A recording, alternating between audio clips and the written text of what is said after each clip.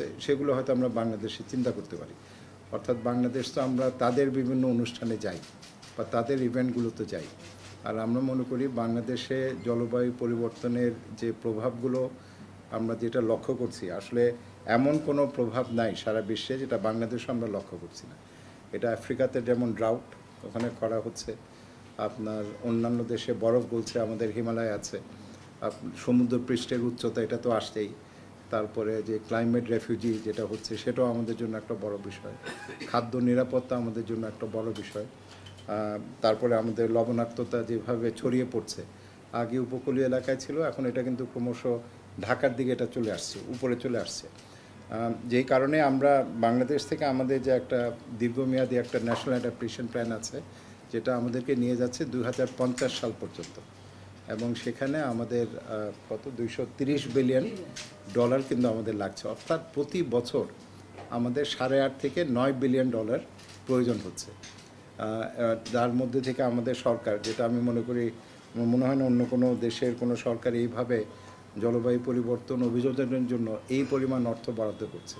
প্রায় 37,000 কোটি টাকা 25টা লাইন মিনিস্ট্রির মাধ্যমে প্রতি বছর আমরা বরাদ্দ করছি।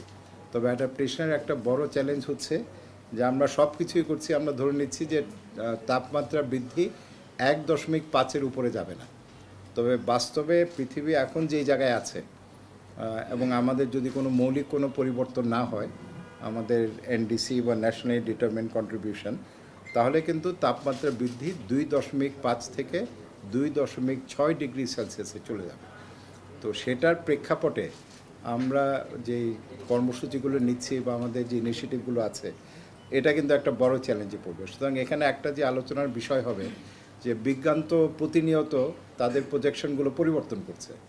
এখন আমরা দেখছি যে 1.5 আমরা বলে যাচ্ছি, আমাদের এগ্রিমেন্টের মধ্যেও আছে, আমরা বলছি যে 1.5-এর উপর আমরা যেতে পারবো না, তবে বাস্তবতা হচ্ছে বেশ ভিন্ন।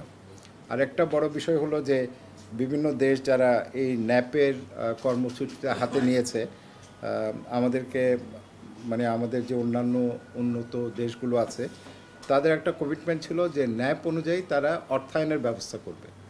তবে এটা কিন্তু আমাদের স্বল্পোন্নত দেশের একটা বড় একটা অভিযোগ যে আমরা ন্যাপগুলো আমরা প্রণয়ন করছি, তবে সেই ন্যাপ বাস্তবায়নের ক্ষেত্রে যে অর্থায়নের প্রয়োজন সেটা কিন্তু এখনও আসছে না, যে কারণে বাংলাদেশকেও আমাদের এই জায়গায় ইয়ে করতে হচ্ছে। সো এটা আমি মনে করি শুধু বাংলাদেশের জন্য না, এবং স্বল্পোন্নত দেশ না, মানে সারা বিশ্বের জন্য, যেহেতু অ্যাডাপ্টেশন একটা বড় চ্যালেঞ্জ, এটার একটা আন্তর্জাতিক একটা গুরুত্ব আছে, এবং আমরা চাচ্ছি যে